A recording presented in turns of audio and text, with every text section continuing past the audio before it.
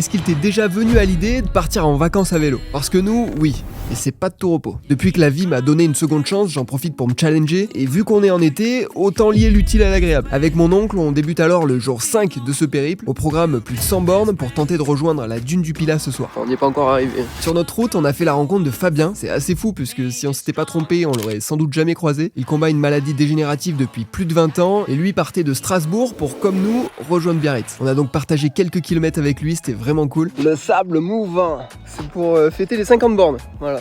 J'ai moins rigolé quand c'était mon tour, mais ça nous a permis de gagner l'épreuve de confort. Après ça, on a trouvé de la bonne piste cyclable, des skateparks, donc pas de doute. On est officiellement dans les Landes, c'est beau.